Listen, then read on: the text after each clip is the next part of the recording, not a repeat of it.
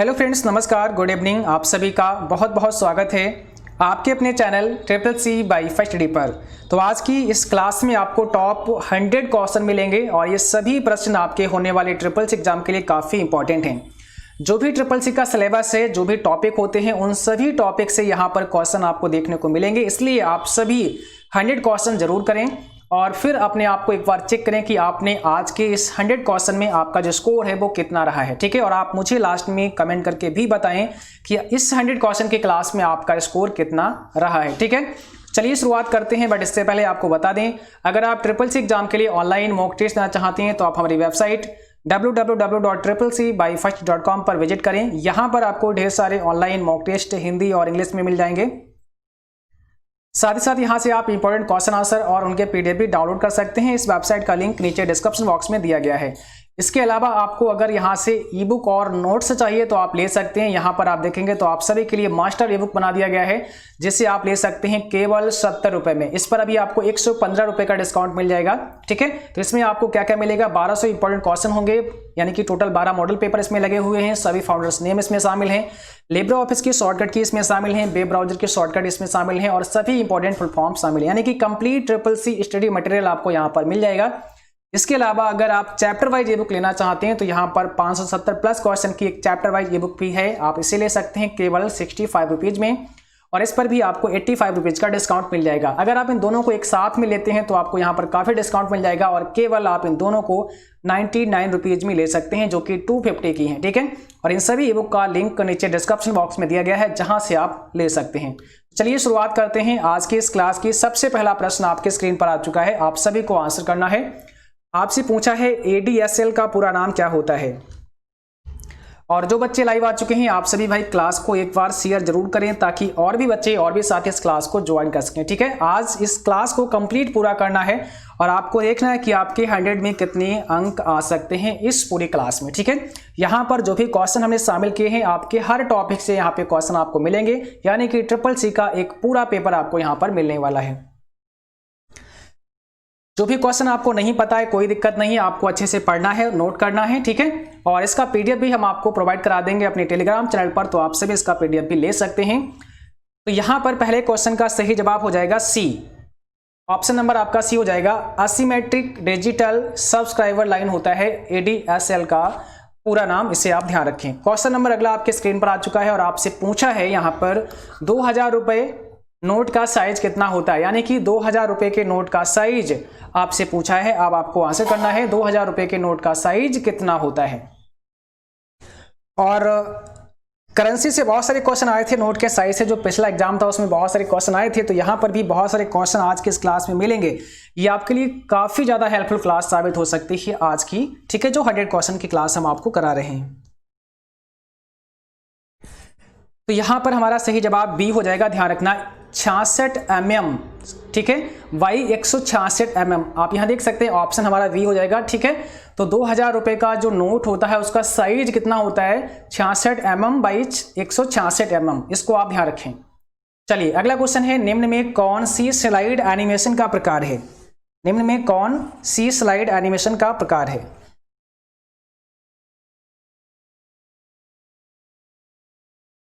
तो यहां पर आपका ऑप्शन डी हो जाएगा, ऑल ऑफ दीज। ये सभी स्लाइड एनिमेशन के प्रकार हैं, यानी कि हमारा डी ऑप्शन करेक्ट हो जाएगा।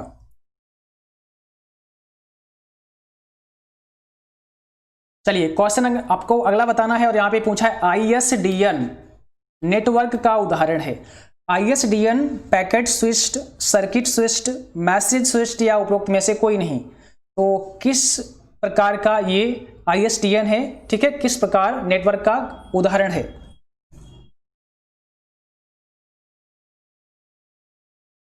तो यहां पर हमारा हो जाएगा option B, ISDN circuit switched network का एग्जाम्पल है। तो ऑप्शन नंबर हमारा बी हो जाएगा, सर्किट स्विच्ड। अगला क्वेश्चन पूछा है, किसके प्रयोग से आप पूरा डॉक्यूमेंट सेलेक्ट कर सकते हैं। पूरा डॉक्यूमेंट अगर आपको सेलेक्ट करना है तो आप इसमें से किसका इस्तेमाल करेंगे। और जो बच्चे आ चुके हैं, आप सभी भाई क्लास को आज अधिक से अधिक शेयर करो ताकि और भी बच्चे और भी साथी इस क्लास को ज्वाइन कर सकें। और जिन बच्चों ने क्लास को लाइक नहीं किया, सभी साथी लाइक भी करें। ठीक है, और जो साथी चैनल पर नए हैं, पहली बार हैं, आप सभी चैनल को सब्सक्राइब करें, साथ में बेल आइकन भी ऑन करें ताकि नोटिफिकेशन भी आपको मिलता रहे। तो यहाँ पर हमारा करेक्ट जवाब हो जाएगा option number C, select all. देखो किसके प्रयोग से आप पूरा डॉक्यूमेंट सेलेक्ट कर सकते हैं, तो बहुत सिंपल सा है, सेलेक्ट ऑल से हम पूरे डॉक्यूमेंट को सेलेक्ट कर सकते हैं। चलिए क्वेश्चन नंबर 6 पे आपको बताना है अंडू का शॉर्टकट की क्या होता है। अंडू का शॉर्टकट की आपको बताना है। काफी सिंपल सा प्रश्न है और यहां पर सही जवाब हो जाएगा option number C, control Z से हम अंडू करते हैं। और अगर आपसे पूछें कि रेडो की शॉर्टकट की क्या होती है, तो कंट्रोल के साथ में वाई प्रेस करना होता है, ठीक है, कंट्रोल वाई से रेडो। अगला क्वेश्चन पूछा है नेविगेटर ओपन करने की शॉर्टकट की। ये क्वेश्चन कई बार रिपीट किया गया है पिछले एग्जाम्स में जो हुए थे अभी सितंबर और अक्टूबर के, तो याद रखना है नेविगेटर ओपन करने की शॉर्टकट की क्या होती है।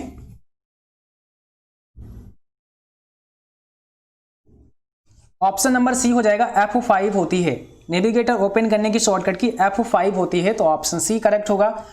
और अगले क्वेश्चन पे पूछा है डैश प्रेजेंटेशन का एक इलेक्ट्रॉनिक पेज है।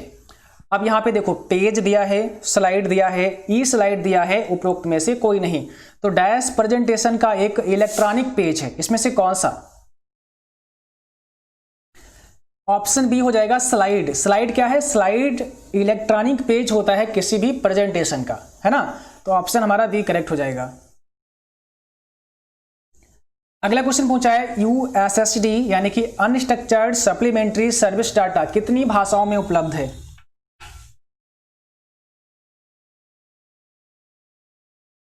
तो यहां पर हो जाएगा बी, ठीक है, 12 भाषाओं में उपलब्ध है। और USSD का मतलब होता है अनस्ट्रक्चर्ड सप्लीमेंट्री सर्विस डाटा, इसको भी आप ध्यान रखें। क्वेश्चन नंबर 10 में आपसे पूछा है क्विकर निम्न में से किस मॉडल का प्रकार है। आपको बताना है क्विकर किस मॉडल का प्रकार है।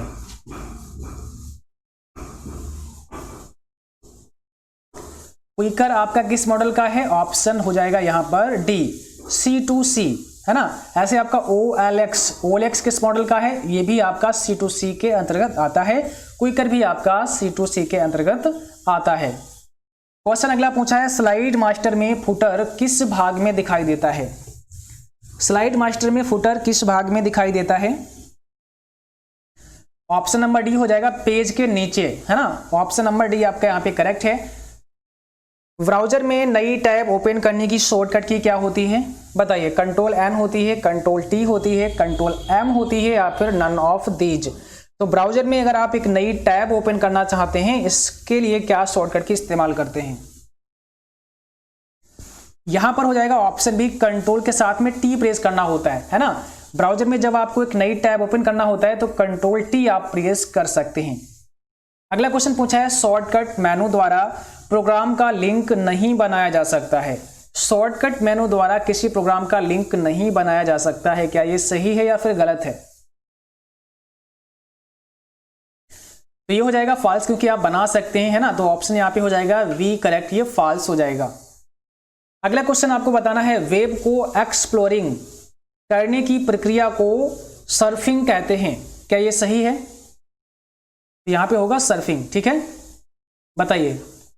वेब को एक्सप्लोरिंग यानी कि इस्तेमाल करने की प्रक्रिया को सर्फिंग कहा जाता है, तो बिल्कुल सही है, ऑप्शन हमारा पहला करेक्ट हो जाएगा। अगला क्वेश्चन आपको बताना है डैश इंटरनेट का स्टैंडर्ड प्रोटोकॉल है, ठीक है, यहां पर कौन सा इंटरनेट का स्टैंडर्ड प्रोटोकॉल है। तो ध्यान रखना है ऑप्शन पहला ही करेक्ट है हमारा, TCP/IP, है ना। TCP/IP इंटरनेट का स्टैंडर्ड प्रोटोकॉल है और TCP का फुल फॉर्म होता है ट्रांसमिशन कंट्रोल प्रोटोकॉल। क्या होता है, ट्रांसमिशन कंट्रोल प्रोटोकॉल, और IP का मतलब होता है इंटरनेट प्रोटोकॉल। क्वेश्चन नंबर 16 में पूछा है चेंज केस कमांड के द्वारा अक्षरों को कैपिटल रूप में बदला जा सकता है। चेंज केस कमांड द्वारा अक्षरों को कैपिटल रूप में बदला जा सकता है, ट्रू है कि फॉल्स। तो बिल्कुल आप चेंज कर सकते हैं, ऑप्शन यहां पर हमारा पहला हो जाएगा, ये ट्रू हो जाएगा, ठीक है। क्वेश्चन नंबर अगला आपसे पूछा है MMID का फुल फॉर्म क्या होता है। MMID का पूरा नाम आपको बताना है, यहां पर कौन सा करेक्ट जवाब हो जाएगा।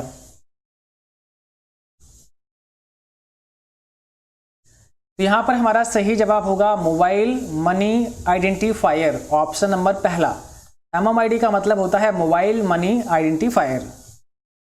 जीमेल में अधिकतम कितना अटैचमेंट हो सकता है, मैक्सिमम कितना अटैचमेंट हो सकता है जीमेल में?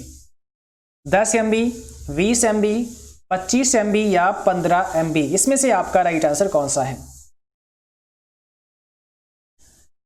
जीमेल का मतलब होता है गूगल मेल, ठीक है, और इसमें कितना अधिकतम अटैचमेंट हो सकता है? तो 25 MB का हो सकता है। आपका राइट आंसर होगा सी ऑप्शन, 25 MB। चलिए क्वेश्चन नंबर अगला आपको बताना है। अब आपसे यहाँ पे पूछा है URL का पूरा नाम क्या होता है, फुल फॉर्म क्या होता है? URL का फुल फॉर्म क्या होता है? क्वेश्चन नंबर 19 का आपको आंसर करना है। URL का फुल फॉर्म होता है यूनिफॉर्म रिसोर्स लोकेटर। तो ऑप्शन पहला हो जाएगा यहाँ पे, यूनिफॉर्म रिसोर्स लोकेटर होता है URL का पूरा नाम। चलिए क्वेश्चन नंबर अगला। अब यहां पर आपसे पूछा है नाउ, उसके बाद टुडे, ठीक है, दोनों प्रयोग से वर्तमान समय दर्शाया जा सकता है। क्या आप इन दोनों के इस्तेमाल से वर्तमान समय को दर्शा सकते हैं? राइट है या फिर रॉन्ग है, यानी कि ट्रू है या फिर फॉल्स है?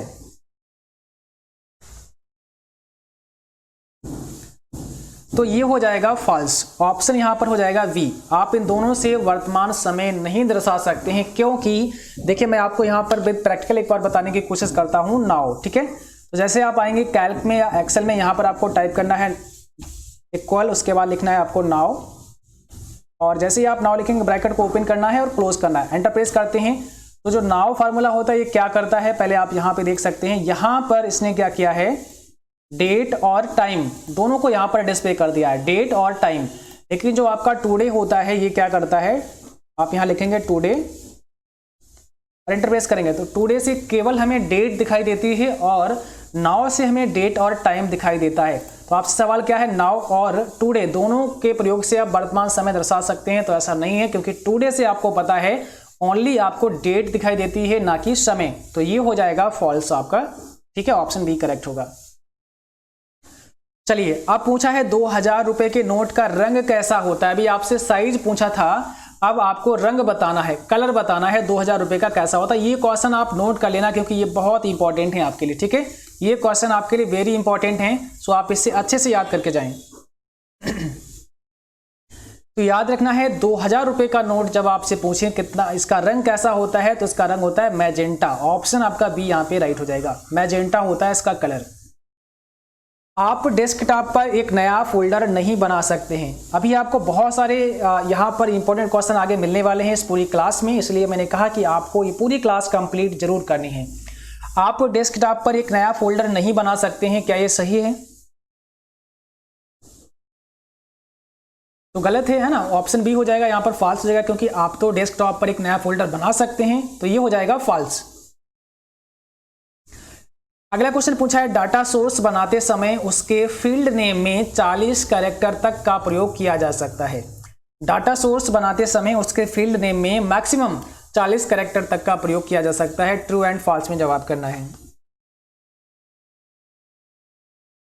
तो ये हो जाएगा ट्रू, ऑप्शन हमारा पहला यहाँ पे करेक्ट होगा। और अगला क्वेश्चन पूछा है नाबार्ड की स्थापना किसने की। ये भी आपके लिए वेरी इंपॉर्टेंट है, ठीक है, नाबार्ड की स्थापना किसने की आपको बताना है, क्योंकि कुछ ऐसे क्वेश्चन होते हैं जो कि ट्रिपल्स एग्जाम में हर बार आने ही आने हैं, वो आपसे पूछे ही जाएंगे। तो याद रखना है वी शिवारमन कमेटी द्वारा, ऑप्शन हमारा यहाँ पे सी हो जाएगा, वी शिवारमन कमेटी द्वारा नाबार्ड की स्थापना की गई। क्वेश्चन नंबर 25 में पूछा है वेसिक का फुल फॉर्म क्या होता है। वेसिक का पूरा नाम आपको बताना है।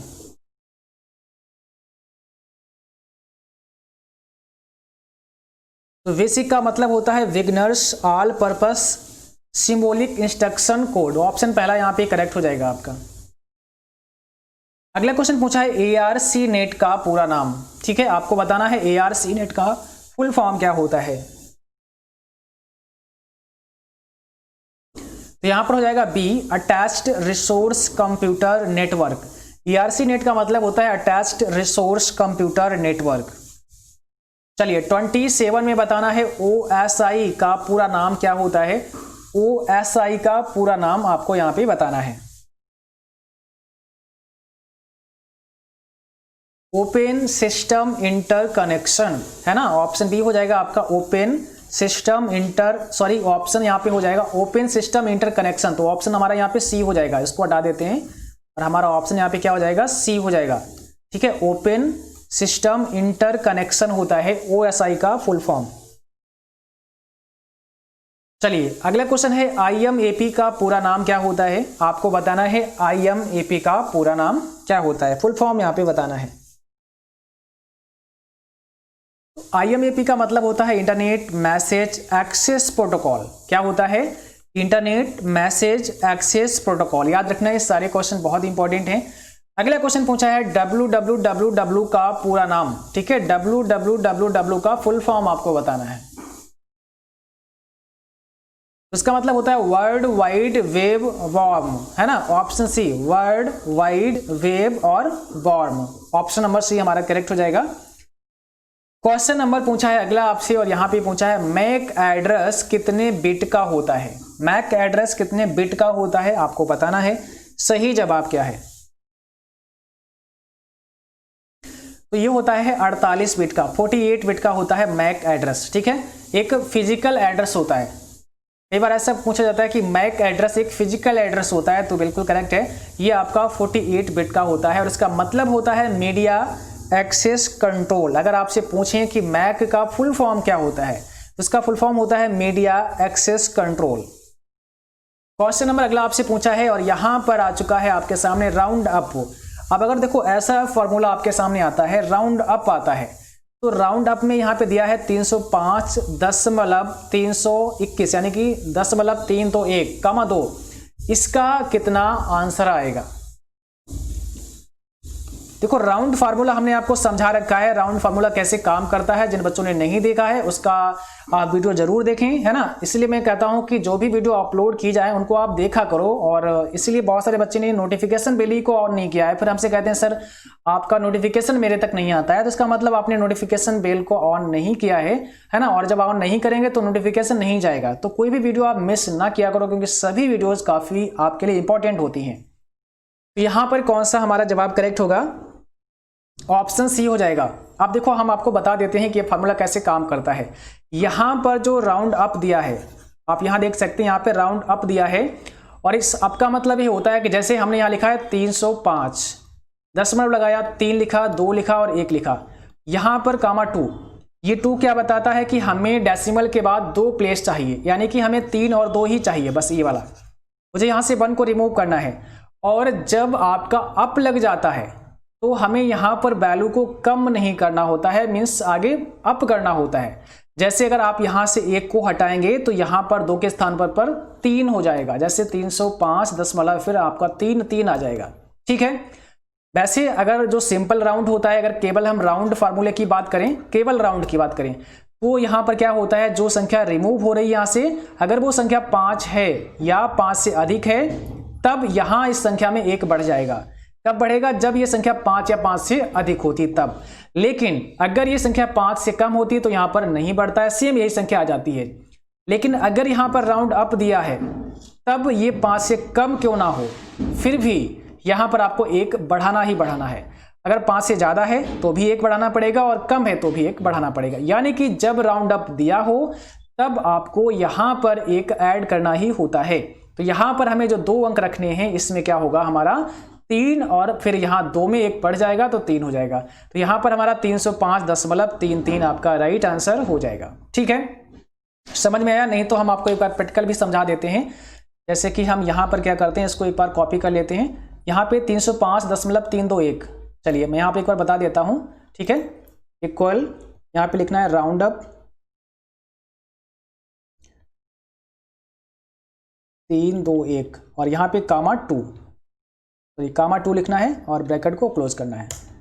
तो यहां पर आप देख सकते हैं, यहां पर जो आपका रिजल्ट आया है वो कितना आया है, 305.33, है ना। ये रिजल्ट आपका आया। कैसे आया है? देखो यहां पर जैसे कि आपने देखा, यहां पर राउंड अप लगा दिया, यानी कि अब तो हमें अप करना है, वैल्यू को डाउन करना ही नहीं है। तो यहां पर ये जो संख्या हमारी रिमूव हो रही है ना 1, ये चाहे 1 हो चाहे 5 हो, यहां पर जो बचेगा शेष, इसमें 1 बढ़ाना ही पड़ेगा आपको। ठीक है, तो इसलिए यहां पर 3 आ चुका है। अगर हम यहां पर 5 कर देते हैं तो भी हमारा आंसर कितना होगा, देखिए फिर भी हमारा आंसर यहां पर 3 ही रहा है, क्योंकि चाहे ज्यादा हो या कम हो, वहां पर आंसर, वहां पर जो वैल्यू होगी वो 1 बढ़ानी पड़ेगी।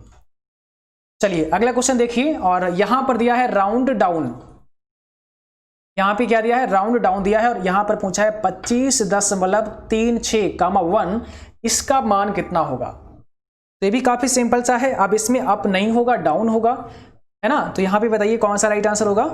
ऑप्शन हमारा सी हो जाएगा, 25.3 आपका राइट आंसर हो जाएगा। जैसे अब देखो यहां पर मैंने लिखा है 25.3 और 6, 1। इस 1 का मतलब क्या है कि डेसिमल के बाद हमें एक ही प्लेस चाहिए, एक ही वैल्यू चाहिए, मतलब हमें 3 ही चाहिए। ओके, और यहां पर ये 6 जो दिया है इसको हटाना है। तो जब 6 को आप हटाओगे तो यहां पर हमें लिखना पड़ेगा 25 दशमलव, यहां पे देखो 3 लिखेंगे और 6 को हम हटा रहे हैं, क्योंकि यहां पर डाउन लिखा है तो हमें बढ़ाना नहीं है, है ना, इसलिए यहां पर हमें 6 ही लिखने पड़ेंगे। यहां पे क्या लिखना पड़ेगा, 3 ही लिखने पड़ेंगे, क्योंकि हमें यही रखना है ना, 6 तो हमारे यहां से रिमूव हो रहे हैं। ठीक है, तो यहां पर 25.3 आपका आ जाएगा। चलिए मैं इसको एक बार दोबारा से समझाता हूं, एक बार आप अच्छे से फिर से समझिए ताकि आपको आसानी से चीजें समझ में आए, क्योंकि वहां पर भी आपको एक्सेल नहीं मिलेगा, नहीं कैल्क मिलेगा, केवल आपको इसी प्रकार से करना होगा। यहां पर लिखा है 25.36, ये दिया है। अगर पहले इसको नॉर्मल देखें, अगर यहां पर केवल राउंड फार्मूला लगा होता है, यहां पे केवल राउंड लिखा होता है, तो इसका आंसर कितना आता है 25 अब देखो यहां पर आ जाता है 4। क्यों 4 आता है, क्योंकि आपने देखा यहां पे जो 6 है ना, ये रिमूव हो रहा है, ऐसे जा रहा है, और जब 6 जा रहा है तो आपको पता है 5 से ज्यादा है। 5 से ज्यादा होने पर ये यहां पर जो संख्या बचेगी इसमें 1 ऐड कर देगा। लेकिन राउंड डाउन जब आप यहां लिख देते हैं तो ये यहां पर 1 ऐड नहीं करेगा, भले ही यहां पर 5 से ज्यादा हो, भले यहां पे 6 हो, 7 हो, 8 हो, कुछ भी हो। ठीक है, तो यहां पर ये 3 को 3 ही रखेगा, तो इसलिए यहां पर जो जवाब होगा हमारा वो 25.3 हो जाएगा, क्योंकि यहां पे राउंड डाउन लगा हुआ है। अगला क्वेश्चन है इक्वल प्रोडक्ट। अब देखो यहां पर A4, V4 ब्रैकेट क्लोज है, उसके बाद में प्लस C5 है, इसका मान कितना होगा। जहां A4 बराबर 6 दिया है, V4 बराबर 4 दिया है और C5 बराबर 10 दिया है।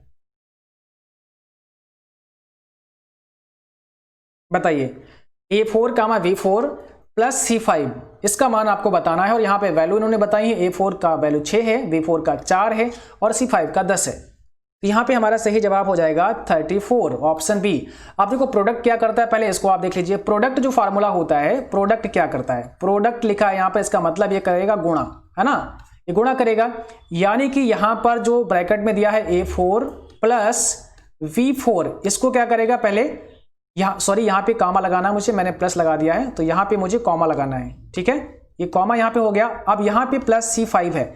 अब देखो A4 की वैल्यू 6 है तो यहाँ 6 लिखा, कॉमा यहाँ पे क्या करना है आपको, V4 की वैल्यू 4 है तो 4 लिखा, और प्लस यहाँ पे मैंने 10 कर दिया, क्योंकि C5 की वैल्यू 10 है। अब इनकी आपस में गुणा करानी है, 6 और 4 की, कितना हो जाएगा, 6 चौक 24, प्लस यहाँ पे 10 लिखेंगे तो हमारा आ जाएगा 34।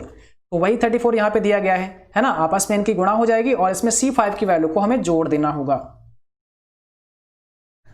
अगला क्वेश्चन पूछा है लिब्रे ऑफिस राइटर में टेबल इंसर्ट करने की शॉर्टकट की निम्न में से क्या होती है। अगर आपसे पूछें टेबल इंसर्ट करने की शॉर्टकट की क्या होती है, तो आपका जवाब यहां पे क्या होगा।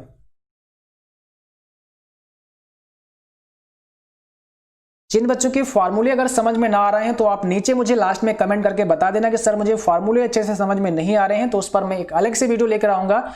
और आप लिब्रे ऑफिस के प्लेलिस्ट में जा सकते हैं, वहां पर कैल्क के सभी फार्मूले बहुत ही आसान भाषा में वहां पर समझाए हैं। ठीक है, तो आप उसको देख सकते हैं, क्योंकि बहुत ज्यादा डिटेल में अगर हम यहां पर समझाएंगे तो ये क्लास बहुत बड़ा हो जाएगा, है ना, तो इसलिए आप उसको अलग से देख सकते हैं। ये सारे फार्मूले हमने अलग से बहुत ही अच्छे से समझा रखे हैं, उनको आप देख सकते हैं। यहां पर हो जाएगा कंट्रोल F12, ऑप्शन हमारा पहला हो जाएगा कंट्रोल F12। अगला क्वेश्चन आपको बताना है इंटरनेट ऑफ थिंग्स से जुड़ी बड़ी संख्या में उपकरणों को स्वचालित रूप से आपस में संवाद करना पड़ता है, और इसे क्या कहते हैं, इस संवाद को क्या कहते हैं। यानी कि जो इंटरनेट ऑफ थिंग्स है ना, इंटरनेट ऑफ थिंग्स से जुड़ी बड़ी संख्या में उपकरणों को आपस में स्वचालित रूप से संवाद करना होता है, इसे क्या कहते हैं। इसे कहते हैं machine to machine, option B, machine to machine. अगला क्वेश्चन पूछा है पहली स्वीकृत IoT डिवाइस का क्या नाम था। पहली स्वीकृत IoT डिवाइस कई बार एग्जाम में पूछा गया, भी क्वेश्चन आपके लिए वेरी इंपॉर्टेंट है, तो आप इसे अच्छे से पढ़ के जाएं। और यहां पर हमारा सही जवाब है ऑप्शन बी, ATM। ठीक है, चलिए 37 में पूछा स्नैपडील एक ई कॉमर्स साइट है, क्या ये सही है? स्नैपडील एक ई कॉमर्स साइट है, तो बिल्कुल सही है। स्नैपडील आपका ई कॉमर्स हो गया, अमेजन आपका ई कॉमर्स हो गया, फ्लिपकार्ट आपका ई कॉमर्स हो गया, सभी ई कॉमर्स साइट हैं। आईओटी शब्द पहली बार कब बनाया गया था? आईओटी शब्द पहली बार कब बनाया गया था? तो सही जवाब यहां पर हो जाएगा आपका ऑप्शन बी 1999 में। ठीक है, ध्यान रखना है। किस वर्ष आईओटी डिवाइस लोगों की संख्या से आगे निकल गया था? किस वर्ष आईओटी डिवाइस लोगों की संख्या से आगे निकल गया था? 2005 में, 2006 में, 2007 में या 2008 में? तो यहां पर हो जाएगा डी 2008 में। ठीक है, ऑप्शन नंबर आपका डी करेक्ट हो जाएगा 2008 में। चलिए अगला क्वेश्चन आपको बताना है 500 रुपए के नोट का रंग कैसा होता है। ये भी क्वेश्चन काफी पॉपुलर है और ट्रिपल्स एग्जाम में जो पिछले एग्जाम हुए हैं 2 सितंबर और अक्टूबर में, इसमें ये काफी पूछा गया है। ठीक है, तो ये भी क्वेश्चन आपके लिए वेरी इंपॉर्टेंट है और यहां पे बताना है 500 रुपए के नोट का रंग कैसा होता है। तो यहां पर हो जाएगा वी, स्टोन ग्रे कलर का होता है। 500 रुपीज का नोट, इसका रंग पूछें तो स्टोन ग्रे होता है, आप नोट करके रख लेना। ठीक है, अगला क्वेश्चन है 200 रुपए का नोट का रंग कैसा होता है। चलिए आप 200 रुपए के नोट का रंग बताइए कैसा होता है। इसका रंग होता है व्हाइट येलो। कैसा होता है? व्हाइट येलो होता है। ऑप्शन हमारा पहला हो जाएगा करेक्ट। अगला क्वेश्चन पूछा है 500 रुपए के नोट का साइज कितना होता है। चलिए साइज भी बता दीजिए 500 रुपए के नोट का साइज। अब अगर यहां से कोई भी क्वेश्चन आता है, क्योंकि सारे आपने यहां पे देख लिए 500 रुपए का, 200 रुपए का और 2000 का, तो आप आराम से कर पाएंगे। ठीक है, और इसका साइज भी आपको पता लग गया है और इसका कलर भी आपको पता चल गया है। तो यहां पर इसका साइज होता है, ऑप्शन बी हो जाएगा 66 mm और 150 mm। कितना होता है? 66 mm और 150 mm इसका साइज होता है। अगला क्वेश्चन पूछा है कितने किलोबाइट से 1 मेगाबाइट बनता है। कितने किलोबाइट से 1 मेगाबाइट बनता है? 43 का जवाब करना है आपको। यहां पे कौन सा करेक्ट आंसर हो जाएगा? तो 1024 किलोबाइट, केबी से 1 मेगाबाइट बनता है। ठीक है, वेबसाइट डैश का कलेक्शन होता है। ग्राफिक्स का होता है, प्रोग्राम्स का होता है, एल्गोरिथम होता है या वेब पेजेस होता है। तो जो वेबसाइट होते हैं वो किसका कलेक्शन होते हैं? यहां पर हो जाएगा डी, वेब पेजेस। ठीक है, वेबसाइट जो होते हैं वो वेब पेजेस का कलेक्शन होता है, यानी कि ऑप्शन हमारा डी करेक्ट हो जाएगा। चलिए क्वेश्चन में अगला बताना है निम्न में से किस समूह में केवल इनपुट डिवाइस शामिल हैं। इसमें से कौन से समूह में केवल और केवल इनपुट डिवाइस हैं? Mouse keyboard monitor, mouse keyboard printer, mouse keyboard plotter, mouse keyboard और स्कैनर। तो आपका डी ऑप्शन करेक्ट होना चाहिए, क्योंकि यहाँ पे माउस, कीबोर्ड और स्कैनर ये सभी के सभी कैसे हैं? इनपुट डिवाइस हैं। यहाँ पर देखो पहले सी ऑप्शन में माउस और कीबोर्ड तो इनपुट है, लेकिन प्लॉटर आपका आउटपुट हो गया। यहाँ पर ये इनपुट है लेकिन प्रिंटर आपका आउटपुट हो गया। यहाँ पर ये इनपुट है लेकिन मॉनिटर आपका आउटपुट हो गया। तो ऑप्शन डी में माउस, कीबोर्ड और स्कैनर ये सभी आपके कैसे हैं? इनपुट डिवाइस हैं। ठीक है, ध्यान रखना है। इंटरनेट में एक्सेस हेतु प्रयोक्ता का कंप्यूटर जिस कंप्यूटर से कनेक्ट होता है उसे कहते हैं। इंटरनेट में एक्सेस हेतु प्रयोक्ता का कंप्यूटर जिस कंप्यूटर से कनेक्ट होता है उसे क्या कहते हैं? उसे कहते हैं सर्वर। ऑप्शन हमारा डी हो जाएगा सर्वर। चलिए 47 में बताना है इनपुट का आउटपुट में रूपांतरण डैश द्वारा किया जाता है। इनपुट का आउटपुट में रूपांतरण डैश किसके द्वारा होता है? सही जवाब हो जाएगा सीपीयू, सेंट्रल प्रोसेसिंग यूनिट। यहां पर हमारा सही जवाब है सीपीयू। देखिए एक चीज और ध्यान रखना है, कई बार ऐसे क्वेश्चन होते हैं जिनके आंसर हमें ऑप्शन पे डिपेंड होते हैं, मींस ऑप्शन को देखना पड़ता है। हो सकता था अगर उसमें ऑप्शन चेंज कर दिया जाए तो आंसर कुछ और हो सकता है, लेकिन जो 4 ऑप्शन है ना उसी में से हमें अपना आंसर निकालना होता है। इस चीज को भी आप लोग ध्यान रखना है। अगला क्वेश्चन है ट्विटर को कहा जाता है। ट्विटर को क्या कहा जाता है? E commerce, blogger, micro blogging या नन ऑफ दीज। और जिन बच्चों ने भाई अभी तक क्लास को अगर शेयर नहीं किया है तो आप सभी क्लास को शेयर जरूर करें। ठीक है, लाइक शेयर करना बिल्कुल ना भूला करें आप सभी। और जो साथी नए हों आप लोग सब्सक्राइब भी करें, बेल आइकन ऑन कर लेना। ट्विटर को कहा जाता है माइक्रो ब्लॉगिंग। ट्विटर को माइक्रो ब्लॉगिंग भी कहते हैं। अगला क्वेश्चन आपको बताना है यूपीआई में आई का क्या अर्थ होता है, या यूपीआई में आई क्या है। यूपीआई का मतलब होता है यूनिफाइड पेमेंट्स इंटरफेस, तो यहाँ पर हो जाएगा सी, इंटरफेस। आज इस क्लास में आपको सभी चैप्टर से यानी कि हर टॉपिक से क्वेश्चन यहाँ पे मिलने वाले हैं, ठीक है। तो यूपीआई में आई का मतलब होता है इंटरफेस से। अगला क्वेश्चन बताइए, इंटरनेट ऑफ थिंग्स में किन जोखिमों और चुनौतियों पर विचार करना चाहिए। बड़ा ध्यान से समझना, क्वेश्चन थोड़ा लॉजिकल है, क्योंकि आप अपना इसमें माइंड लगाइए जरा सा, ठीक है। पूछा है इंटरनेट ऑफ थिंग्स यानी कि IoT, इंटरनेट ऑफ थिंग्स में किन जोखिमों और चुनौतियों पर विचार करना चाहिए। निजीकरण और सुरक्षा, ऊर्जा खपत, नेटवर्क कंजेशन या उपरोक्त सभी। तो भाई देखो, निजीकरण और सुरक्षा ये भी ठीक है, ऊर्जा खपत, नेटवर्क कंजेशन, या यहां पर आप बोल सकते हैं भाई डी ऑप्शन हमारा सभी करेक्ट है, तो ऑल ऑफ दीज आपका राइट आंसर हो जाएगा। अगला प्रश्न है, इंटरनेट ऑफ थिंग्स का आविष्कार किसने किया। ये भी काफी इंपॉर्टेंट है और इसको आप अच्छे से ध्यान करके जाएं। इंटरनेट ऑफ थिंग्स का आविष्कार किसने किया, तो राइट आंसर है ऑप्शन बी, केविन एस्टन के द्वारा, केविन एस्टन।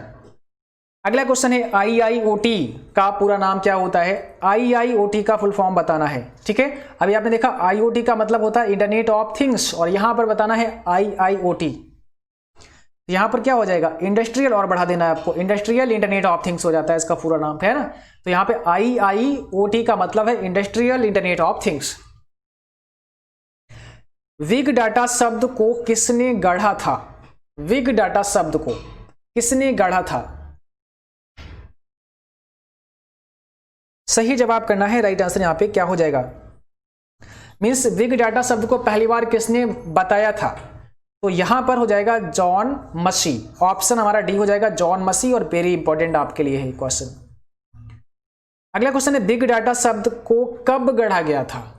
अब आपसे पूछा है कब गढ़ा गया था, तो यहां पर हो जाएगा हमारा सही जवाब 1990, है ना। 1990 के दशक में आप बोल सकते हैं, तो ये आपका ऑप्शन पहला यहां पे करेक्ट है। अगला क्वेश्चन है, IBM द्वारा एक स्टडी के अनुसार सबसे बड़ा एकल स्रोत कौन सा है जो डाटा एकत्रित करता है।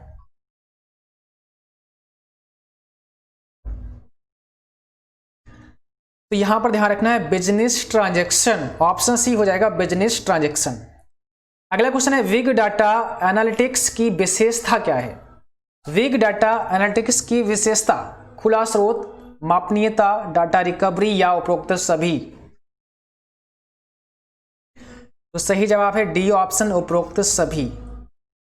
चलिए क्वेश्चन नंबर 57 में बताना है, मॉडल में कलात्मक प्रकार की सेवाएं शामिल हैं जिन्हें आप क्लाउड कंप्यूटिंग प्लेटफॉर्म पर एक्सेस कर सकते हैं। डैश लगा हुआ है, यहां पे कौन सा राइट आंसर आएगा, तो यहां पर आएगा सर्विस। सर्विस मॉडल में कलात्मक प्रकार की सेवाएं शामिल हैं जिन्हें आप क्लाउड कंप्यूटिंग प्लेटफॉर्म पर एक्सेस कर सकते हैं। ओके, चलिए 58 में बताना है, निम्नलिखित में से कौन सा मॉडल सर्वोत्तम सर्विस मॉडल के रूप में जाना जाता है। कौन सा मॉडल सर्वोत्तम सर्विस मॉडल के रूप में जाना जाता है। यहां पे कौन सा राइट आंसर हो जाएगा,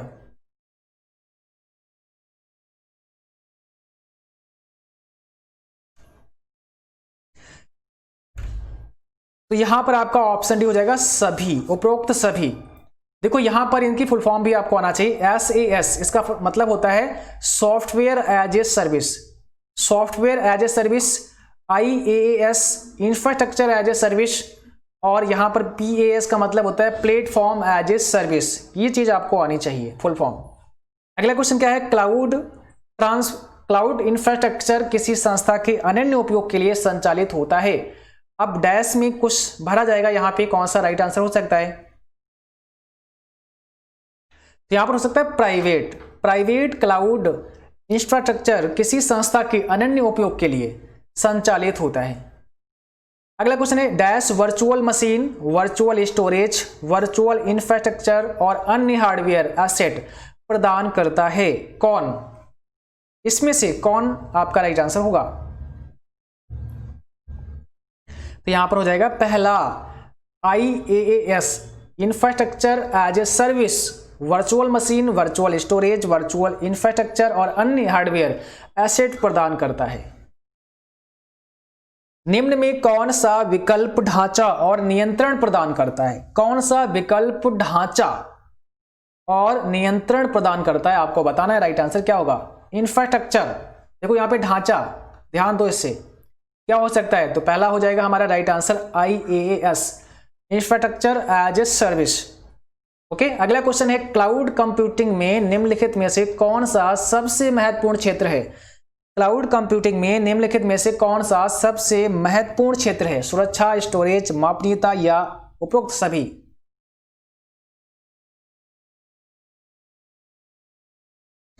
यहां पर हो जाएगा डी हमारा सुरक्षा। चलिए 63 में बताना है UTR का पूरा नाम क्या होता है? UTR का फुल फॉर्म आपको बताना है।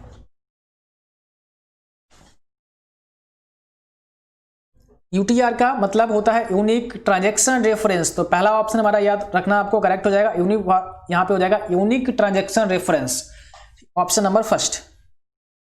अगला क्वेश्चन पूछा है DES का पूरा नाम क्या होता है? तो DES का फुल फॉर्म आपको बताना है। ध्यान रखना है, इसका मतलब होता है data encryption standard. Okay, data encryption standard होता है DES का पूरा नाम। और अगला क्वेश्चन आपको बताना है विंडोज XP किस वर्ष जारी किया गया था? विंडोज XP कब जारी किया गया था? 2003 में, 2001 में, 2005 में या 2006 में?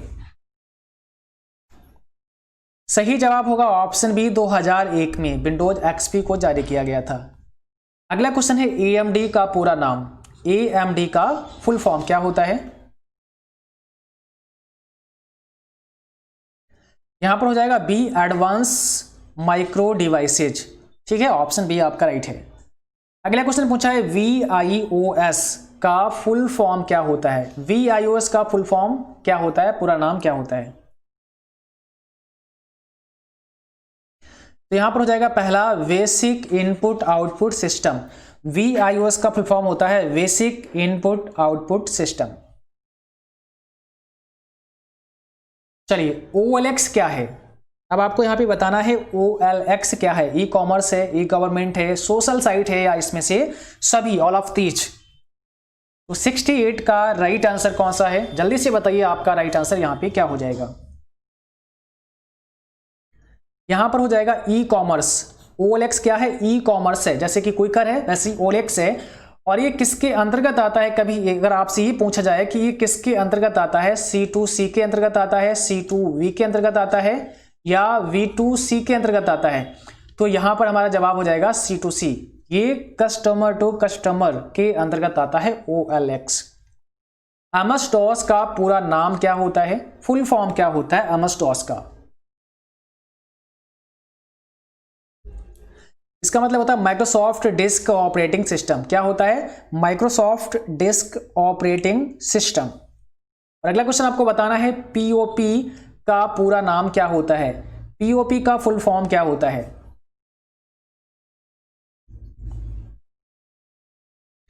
पोस्ट ऑफिस प्रोटोकॉल, है ना। POP का मतलब होता है पोस्ट ऑफिस प्रोटोकॉल। निम्न में कौन सा वेब ब्राउजर है? याहू, गूगल, सफारी, अल्टा विस्टा, इसमें से कौन सा वेब ब्राउजर प्रोग्राम है? तो यहां पर हो जाएगा सी, ये सफारी आपका वेब ब्राउजर है। जीमेल क्या है? एक इलेक्ट्रॉनिक मेल सेवा है, एक सोशल साइट है, कोई नहीं इसमें से या सभी? तो 72 का राइट आंसर बताना है आपको, जीमेल क्या है। एक इलेक्ट्रॉनिक मेल सेवा है ना, जीमेल क्या है? एक इलेक्ट्रॉनिक मेल सेवा है। ई कॉमर्स निम्न में से कौन सा है? ई कॉमर्स निम्न में से कौन सा है? फेसबुक, व्हाट्सएप, अमेजन और इंस्टाग्राम। और आप सभी को बता दें, आप जो इससे पहले हमने प्रीवियस क्लास दिए हैं आप उनको जरूर पढ़ के जाएं अच्छे से, ठीक है। और एक प्लेलिस्ट आपको मिलेगा जिसमें प्रीवियस क्वेश्चन नाम से प्लेलिस्ट है, उस प्लेलिस्ट को अच्छे से पढ़ लेना। लिब्रे ऑफिस में जो भी मैंने क्लास दिए हैं उनको आप देख लेना, फार्मूले अच्छे से पढ़ लेना, और फुल फॉर्म जो भी हमने आपको बताई है उनको पढ़ के जाना, ठीक है। और एक वीडियो दिया जिसमें सभी फाउंडर्स नेम शामिल किए हैं, क्योंकि इस बार वैसे बहुत ज़्यादा फाउंडर्स नेम नहीं आए थे, लेकिन पता नहीं इस बार आ सकते हैं, तो आप एक बार उसको भी पढ़ के जाएं, क्योंकि ये सारी चीज़ें आपके लिए बहुत इंपॉर्टेंट हैं। तो 73 में आपको बताना है राइट आंसर हमारा क्या हो जाएगा, ऑप्शन सी अमेजन, है ना। ई कॉमर्स निम्न में से कौन सा है? तो अमेजन क्या है? एक ई कॉमर्स साइट है। FTP इंटरनेट बैंक से संबंधित है, सही है या गलत है? FTP इंटरनेट बैंक से संबंधित है, राइट आंसर बताइए यहां पे क्या हो जाएगा। तो ये हो जाएगा फॉल्स। FTP का मतलब होता है फाइल ट्रांसफर प्रोटोकॉल। अगला क्वेश्चन है, निम्न में कौन मैसेंजर का एक पार्ट है? कौन मैसेंजर का एक पार्ट है? व्हाट्सएप, टेलीग्राम, फेसबुक या इंस्टाग्राम? तो देखो यहां पर फेसबुक हो जाएगा। मैसेंजर जो होता है ना, मैसेंजर, ये फेसबुक का ही एक पार्ट है, क्योंकि आपको पता है मैसेंजर किसके अंतर्गत आता है? ये आता है IM यानी कि इंस्टेंट मैसेजिंग। इंस्टेंट मैसेजिंग के अंतर्गत आता है आपका मैसेंजर, और ये फेसबुक का एक पार्ट है। या कई बार आता है फेसबुक किससे संबंधित है, तो फेसबुक जो है वो आपका मैसेंजर से संबंधित है। इसको भी ध्यान रखना है, क्योंकि मैसेंजर से जब आप किसी को मैसेज करते हैं तो उन्हीं लोगों को भेजते हैं जो कि आपके फेसबुक पर फ्रेंड होते हैं, उनको हम मैसेज कर सकते हैं बाय मैसेंजर। अगला क्वेश्चन पूछा है, फोल्डर और फाइल के प्रबंधन में किस विंडो प्रोग्राम का प्रयोग करते हैं या करेंगे? फोल्डर और फाइल के प्रबंधन में इसको मैनेज करने के लिए, तो यहां पर हो जाएगा ऑप्शन सी एक्सप्लोरर। यहां पर एक्सप्लोरर दिया है, अगर यहां पे दिया होता विंडो एक्सप्लोरर तो ये भी सीख था, है ना? तो यहां पर ये हो जाएगा विंडो एक्सप्लोरर। QR कोड को किसने विकसित किया? QR कोड को किसने विकसित किया? ऑप्शन पहला यहां पे करेक्ट है, डेंसो वेब ने। डेंसो वेब ने QR कोड को विकसित किया, इसको ध्यान रखना है, काफी इंपॉर्टेंट है। क्वेश्चन नंबर अगला आपको बताना है, OTP को फिर से भेजने के लिए कितनी बार अनुरोध किया जा सकता है? OTP को फिर से भेजने के लिए कितनी बार अनुरोध किया जा सकता है? और OTP का मतलब होता है वन टाइम पासवर्ड, है ना? One time password. तो यहां पर हमारा सही जवाब है ऑप्शन डी, 5 बार। ATM कार्ड में CVV नंबर कितने डिजिट का होता है? जरा बताइए आप लोग कमेंट बॉक्स में, यहां पर सही जवाब क्या है? ATM कार्ड में जो आपका CVV नंबर होता है, जो आपके डेबिट कार्ड पर होता है, आपने देखा होगा, तो वो नंबर कितने डिजिट का होता है आपको बताना है। ऑप्शन बी हो जाएगा 3 डिजिट का होता है ना? ATM कार्ड पर जो CVV नंबर होता है वो 3 डिजिट का होता है, 3 अंक का होता है। CVV का पूरा नाम भी आपसे पूछा है, तो भाई आप लोग यहां पे बताइए CVV का फुल फॉर्म क्या होता है? Card verification value. तो यहां पर हो जाएगा option B, card verification value होता है CVV का पूरा नाम। वी मैप का फुल फॉर्म क्या होता है? बताइए, वी मैप का पूरा नाम आपको बताना है, यहां पे फुल फॉर्म क्या होता है? Bharat interface for money. तो वी मैप का मतलब हो जाएगा भारत इंटरफेस फॉर मनी। पहला ऑप्शन यहां पे राइट है, भारत इंटरफेस फॉर मनी। अगला क्वेश्चन है, IFSC कोड का पूरा नाम क्या होता है? बताइए, IFSC कोड का पूरा नाम यानी कि फुल फॉर्म आपको बताना है।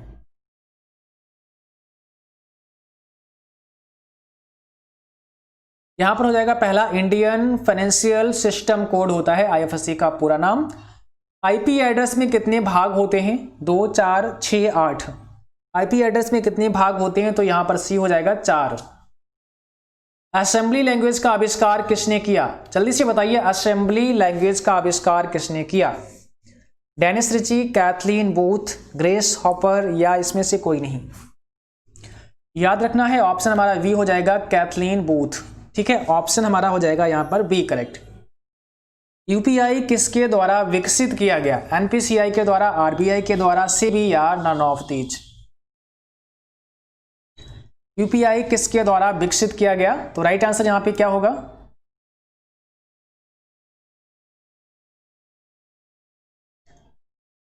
NPCI के द्वारा। और NPCI का मतलब होता है national payments corporation of India. क्या होता है? National payments corporation of India. RTGS का पूरा नाम यहां पर आपको बताना है, RTGS का फुल फॉर्म क्या होता है? Real time gross settlement. तो ऑप्शन हमारा बी हो जाएगा, रियल टाइम ग्रॉस सेटलमेंट होता है RTGS का पूरा नाम। ओके, अगला क्वेश्चन बताना है, NEFT का पूरा नाम क्या होता है? NEFT का फुल फॉर्म यहां पर आपको बताना है, राइट आंसर क्या होगा? NEFT का फुल फॉर्म होता है नेशनल इलेक्ट्रॉनिक फंड्स ट्रांसफर। क्या होता है? नेशनल इलेक्ट्रॉनिक फंड्स ट्रांसफर होता है। और अगला क्वेश्चन आपको बताना है, UPI से ऑफलाइन मनी सेंड कर सकते हैं? UPI से ऑफलाइन मनी सेंड कर सकते हैं, ट्रू है कि फॉल्स? तो ये तो फॉल्स हो जाएगा ऑप्शन बी, क्योंकि आप यूपीआई से ऑनलाइन ही पैसे भेज सकते हैं, है ना। तो यूपीआई से ऑनलाइन पैसे भेज सकते हैं, ना कि ऑफलाइन। पॉकेट ऐप किसके द्वारा लॉन्च किया गया या किसके द्वारा चलाया गया, ये भी आपके लिए काफी इंपॉर्टेंट है, ध्यान रखना है। पॉकेट ऐप किसके द्वारा चलाया गया है। यहां पे कौन सा राइट आंसर है, तो ध्यान रखना है ऑप्शन सी हमारा हो जाएगा, आईसीआईसीआई के द्वारा, आईसीआईसीआई बैंक के द्वारा पॉकेट ऐप चलाया गया। क्वेश्चन पूछा है क्लाउड कंप्यूटिंग निकटतम है किसके, पेरिफेरल, वेब 2.0, मेन फ्रेम्स या उपरोक्त में से कोई नहीं। तो क्लाउड कंप्यूटिंग किसके निकटतम है, ऑप्शन हो जाएगा बी, वेब 2.0। ठीक है, वेब 2.0 ध्यान रखना है।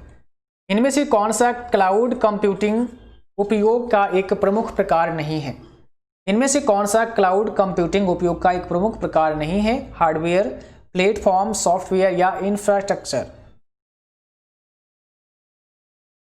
सही जवाब है ऑप्शन पहला, हार्डवेयर। क्लाउड कंप्यूटिंग में क्लाउड का अर्थ क्या होता है, क्लाउड का अर्थ बताइए। क्लाउड कंप्यूटिंग में क्लाउड का मतलब क्या होता है, तो क्लाउड का मतलब होता है हार्ड ड्राइव, जहां पर डेटा रहता है उसे कहते हैं हार्ड ड्राइव। तो क्लाउड का मतलब है जो भी ऑनलाइन डेटा है आपका, इतना सारा ऑनलाइन डेटा होता है, सब इसको ये कहाँ रहता है ना, जो सर्वर पर रहता है, तो उसको हम लोग क्या कहते हैं, क्लाउड कंप्यूटिंग। तो यहाँ पर आप कह सकते हैं एक साधारण भाषा में क्लाउड कंप्यूटिंग में क्लाउड का जो मतलब होता है वो हार्ड ड्राइव से होता है। ऑप्शन बी हमारा राइट आंसर है। मानव व पशुओं द्वारा प्रदर्शित बुद्धिमत्ता का अर्थ क्या होता है, बताइए, थोड़ा सा माइंड लगाइए। मानव और पशुओं द्वारा प्रदर्शित बुद्धिमत्ता का अर्थ क्या होता है, कॉन्स्टेंट्स, योग्यता, प्राकृतिक बुद्धिमत्ता या कॉग्निशन। तो यहां पर तो हो जाएगा सी, फिर आपका प्राकृतिक बुद्धिमत्ता, है ना, प्राकृतिक बुद्धिमत्ता। और जब मशीन को हम लोग बुद्धिमान बनाते हैं उस तकनीक को क्या कहते हैं, उसको कहते हैं एआई, आर्टिफिशियल इंटेलिजेंस। उसको क्या कहते हैं, आर्टिफिशियल इंटेलिजेंस। इनमें से कौन सा क्षेत्र एआई के निकटतम है, इनमें से कौन सा क्षेत्र एआई के निकटतम है, बताइए कौन सा यहां पे करेक्ट आंसर है।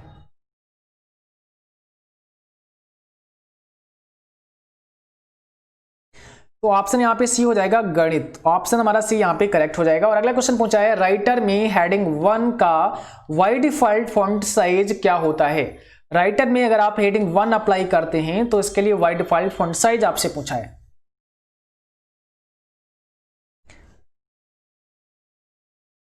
(18.2) ऑप्शन हमारा यहाँ पे हो जाएगा सी, 18.2। और हेडिंग 1 अप्लाई करने के शॉर्टकट की भी कई बार आपसे पूछी जा सकती है, तो कंट्रोल 1 से आप हेडिंग 1 अप्लाई कर सकते हैं, कंट्रोल 1 से। साइज इसका कितना हो जाएगा, बाय डिफॉल्ट 18.2 हो जाएगा, बाकी आप चाहो तो उसको इंक्रीज कर सकते हो। लिब्रे ऑफिस राइटर में टाइटल का डिफॉल्ट फॉन्ट साइज क्या होता है। लिब्रे ऑफिस राइटर में अगर आपने टाइटल लगा दिया है तो उसका डिफॉल्ट फॉन्ट साइज क्या होता है। चलिए हम यहाँ से आपको दिखाते हैं राइटर प्रोग्राम। तो एक बार ओपन करते हैं यहाँ से राइटर, ठीक है। और यहाँ पर आप देख सकते हैं, क्योंकि प्रैक्टिकल आप देखेंगे तो शायद आपको ये चीज़ें आसानी से याद हो जाएं, ठीक है। चलिए तो यहाँ पर देखो हमने अभी लिखा है CCC और इसको हम सेलेक्ट करते हैं CCC को, यहाँ से हम टाइटल लगा देते हैं, ठीक है। यहाँ से मैंने लिया है टाइटल, अब ये टाइटल हो गया है। यहाँ पर आप देख सकते हैं फॉन्ट का जो साइज हमारा है वो कितना हो गया, यहाँ पर 28 हो चुका है। कितना हो चुका है, 28 हो चुका है ये आपका साइज फॉन्ट का। तो यहाँ पर अगर आप टाइटल लगा देते हैं तो उसका साइज कितना हो जाता है, 28 हो जाता है। ऑप्शन हमारा यहाँ पे फिर हो जाएगा सी करेक्ट, ठीक है। और इससे पहले जो क्वेश्चन था आपका 18.2, ये होता है हेडिंग 1 का साइज, जैसा कि आपको यहाँ पर दिखाएं। इस पर अगर हम हेडिंग 1 अप्लाई करते हैं तो यहाँ पर ये रहा हेडिंग 1 और इसका जो साइज है आप देख सकते हैं 18.2 है। तो हेडिंग 1 का साइज 18.2 होता है, ये भी आपको ध्यान रखना है। और कंट्रोल 1 से भी आप हेडिंग 1 अप्लाई कर सकते हैं। अगर हेडिंग 2 अप्लाई करना है तो यहाँ पे कंट्रोल 2 भी आप प्रेस कर सकते हैं, ठीक है। चलिए तो यहाँ पर आपका जो करेक्ट जवाब होगा वो ऑप्शन सी हो जाएगा 28। 97 में आपको बताना है लिब्रे ऑफिस राइटर में बुलेट पॉइंट इंसर्ट करने की शॉर्टकट की। अगर आप बुलेट पॉइंट को इंसर्ट करना चाहते हैं अपने राइटर प्रोग्राम में तो इसकी शॉर्टकट की क्या होती है।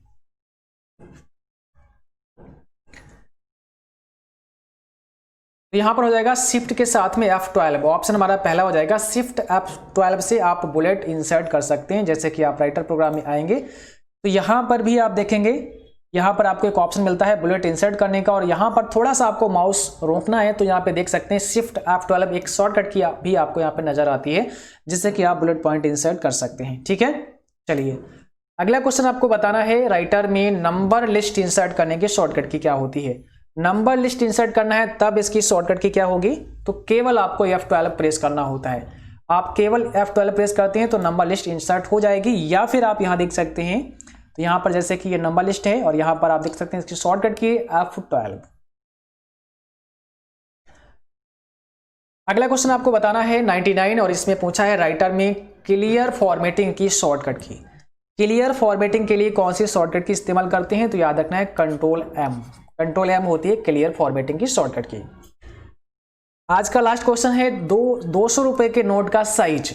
200 रुपए के नोट का साइज भी आप लोग बता दीजिए यहाँ पे करेक्ट जवाब क्या होगा। ये भी क्वेश्चन आपके लिए वेरी इंपॉर्टेंट है, तो ये सारे क्वेश्चन आप अच्छे से पढ़ के जाएं, पूरा क्लास आपके लिए बहुत इंपॉर्टेंट है।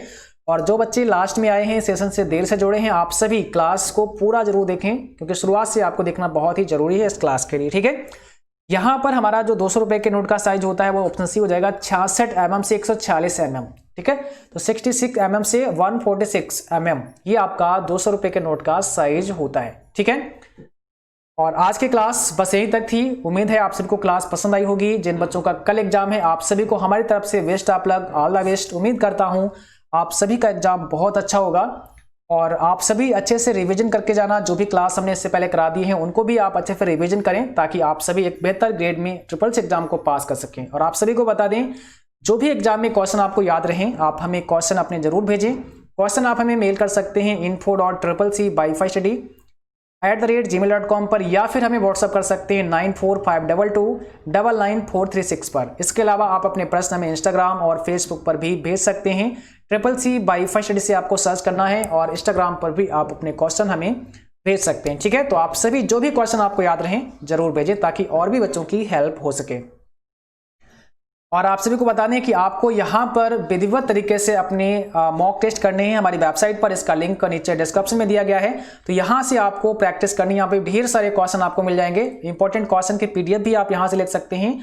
और यहाँ पर एक ऑप्शन है CCC MCQs का, यहाँ से सारे मोस्ट इंपोर्टेंट क्वेश्चन पढ़ सकते हैं। और आज का ये PDF भी आपको यहाँ से मिल जाएगा। आपको यहाँ पर आना है CCC MCQs पर क्लिक करेंगे, या नीचे आप यहाँ देखेंगे CCC PDF डाउनलोड पे क्लिक करेंगे, और जैसे आप यहाँ पे क्लिक करेंगे तो आज का ये PDF भी आपको 10 बजे, ठीक है, राइट टाइम 10 बजे आपको आज का ये PDF आपको अवेलेबल हो जाएगा। और इसका लिंक आपको हमारे टेलीग्राम चैनल पर भी प्रोवाइड हो जाएगा, जहां से भी ले सकते हैं। तो यहाँ पर ये पोस्ट आपको मिल जाएगी, जहां से अपने PDF भी आप ले सकते हैं। ठीक है, आज के लिए बस इतना ही। मिलेंगे अगली क्लास में, तब तक के लिए बाय बाय। और आप सभी को एक इंपॉर्टेंट बात बता दूं, हाँ ध्यान आ गया मुझे, क्योंकि आज सुबह मॉर्निंग में भी क्लास कराऊंगा। तो सुबह जो मॉर्निंग की क्लास होगी वो होगी 7:45 पर। ठीक है, 7:45 AM पर सुबह मॉर्निंग की क्लास होगी। आप सभी उस रिवीजन क्लास को जरूर ज्वाइन करें। जिन बच्चों का एग्जाम है मॉर्निंग में फर्स्ट बैच में, तो वो भी अपने इस क्लास को देख सकते हैं, क्योंकि आपको पता है 8:15 पर आपका जो एंट्री टाइम है।